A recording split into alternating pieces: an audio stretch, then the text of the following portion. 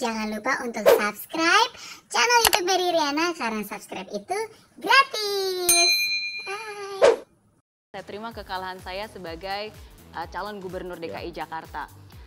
Apa yang ada di pikiran dan perasaan Mas Agus pada saat itu? Bagi saya, tidak ada kata kalah.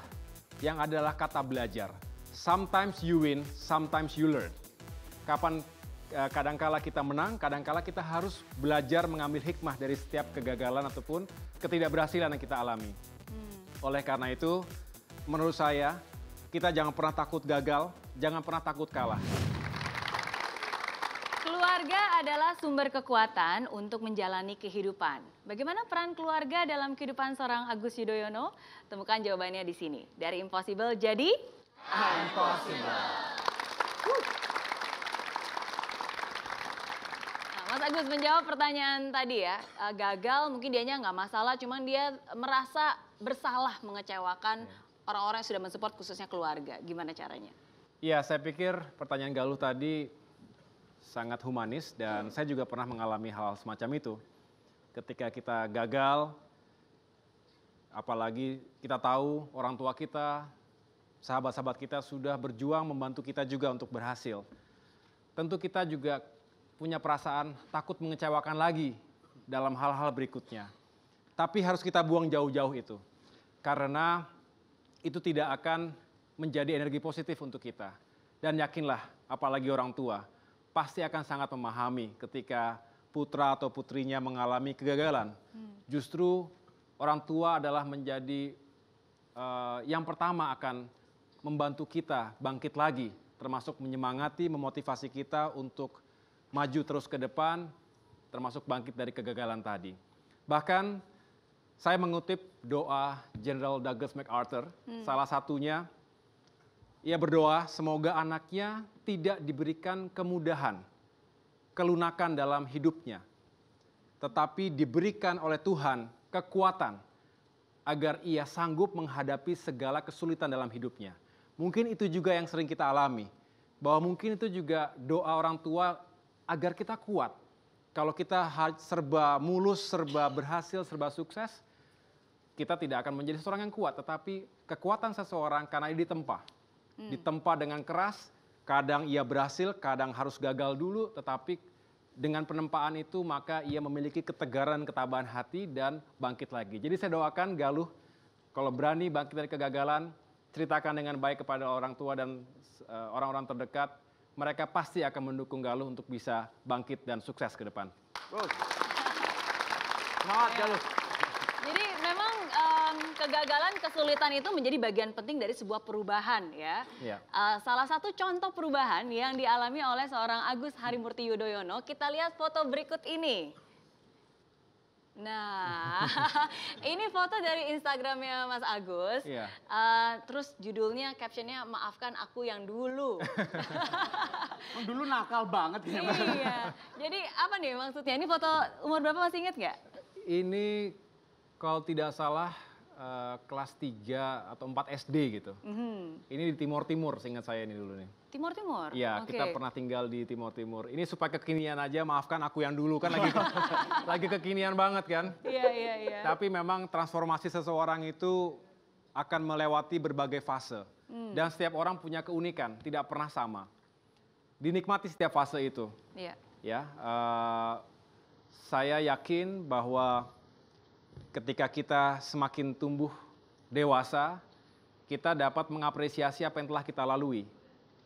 Kalau kita bahagia sewaktu kecil, tapi juga kadang-kadang sedih sewaktu kecil, kemudian kita semakin memahami realitas kehidupan, maka kita akan semakin baik lagi di dalam menempuh perjalanan selanjutnya. Jadi nikmati semua perjalanan itu, nikmati setiap prosesnya, dan saya tentu juga mengajak para generasi muda untuk terus memiliki semangat dalam mewujudkan masa depan yang lebih baik lagi.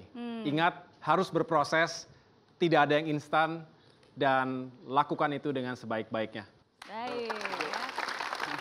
Dan Mas Benny, Mas Agus ini sangat dekat dengan keluarga. Jadi walaupun memang sosoknya wah sangat tegas, berwibawa, tapi hati itu sangat lembut dan hangat. Terbukti punya panggilan khusus kepada para orang tua, panggilannya Pepo dan Memo ya. Iya.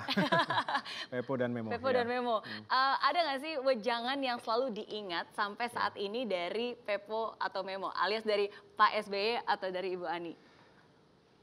Wejangan banyak sekali, tetapi yang selalu menjadi prinsip bagi saya adalah kita harus siap menghadapi segala sesuatunya.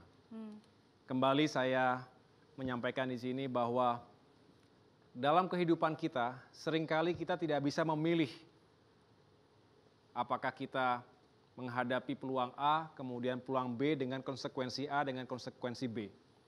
Setiap hal pasti punya peluang dan tantangannya tersendiri.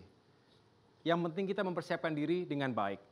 Lengkapi diri kita dengan berbagai hal yang membuat kita semakin siap menghadapi itu semuanya. Kapasitas intelektual tentu harus kita bangun dengan baik. Tetapi juga tidak mungkin intelektual dibangun tanpa membangun karakter yang unggul. Itu semua harus dibangun secara bersama-sama, secara berdampingan. Dan itulah yang menjadi pesan dari kedua orang tua saya yang terus saya jadikan sebagai kompas, sebagai referensi, baik dalam perjalanan karier saya waktu itu di militer maupun sekarang sebagai seorang politisi dan di dalam dunia pengabdian yang baru.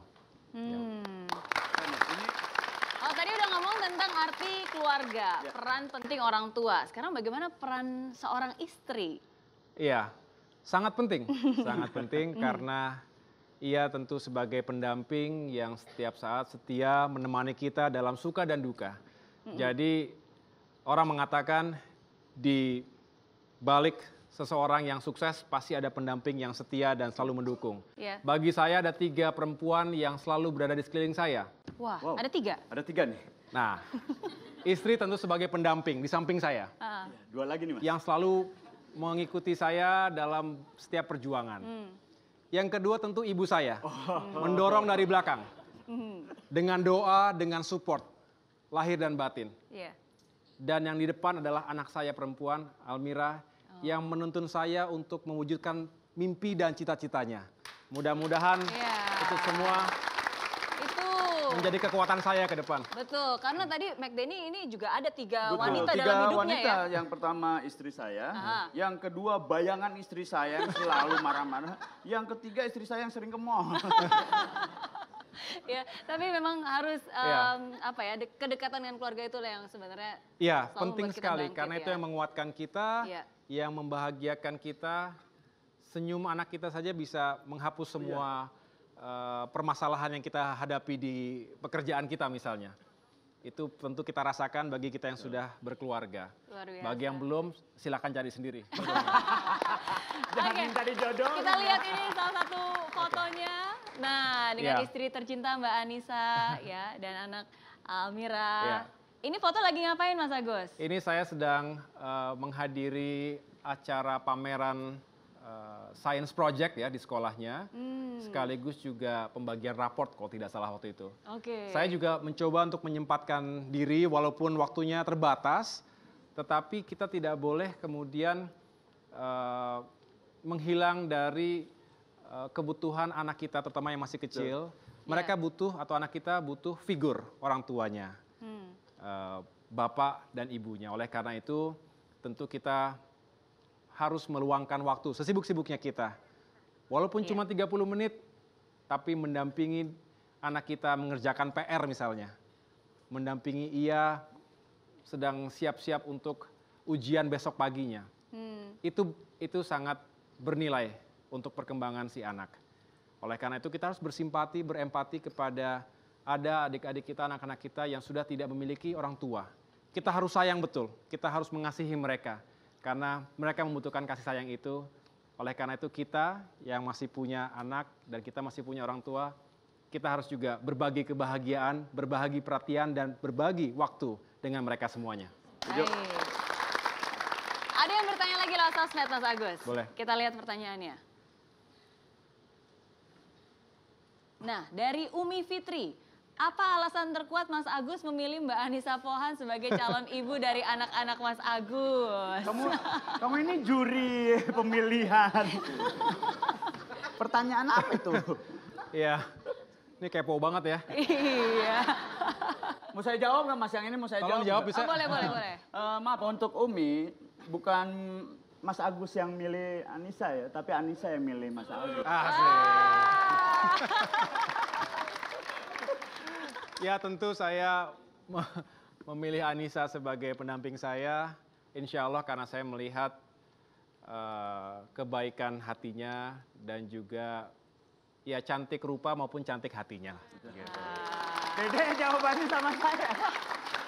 Dan McDenny ya, Mas Agus ini orangnya romantis banget loh. Jadi di ulang tahunnya Mbak Anissa, waktu itu Mas Agus memberikan surprise nyanyi. Ternyata Mas Agus ini suaranya bagus banget. Oh enggak juga. Apa kita suruh nyanyi juga ya? Kira-kira kalau disuruh nyanyi bisa nggak sih? Kita lihat, tapi jangan kemana-mana. Abis ini janji ya, nyanyi gimana? Bareng-bareng tapi semuanya. Bareng-bareng ya. ya. Serius, oke. Jangan kelepek-kelepek nanti ya, jangan kelepek-kelepek. Oke, jadi kita akan lihat seorang Agus Harimurti Yudhoyono bisa nyanyi katanya ya. Setelah yang satu ini, jadi jangan kemana-mana. Dari impossible jadi Impossible. Saya tentu berpesan kepada adik-adik yang saat ini masih sekolah, generasi muda yang masih kuliah.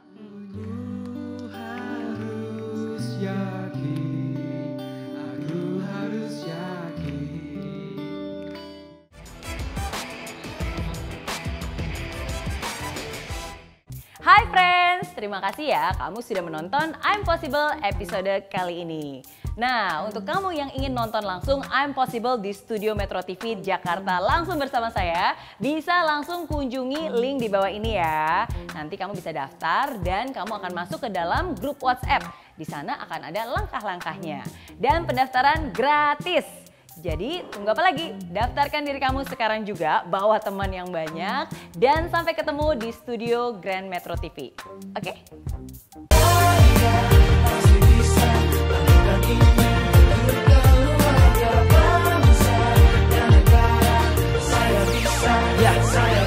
Laksana bumi tanpa hujan, hidup tanpa tujuan, kering dan mati tanpa hijaunya tumbuhan. Demikian kalau mimpi tak kunjung terjadi.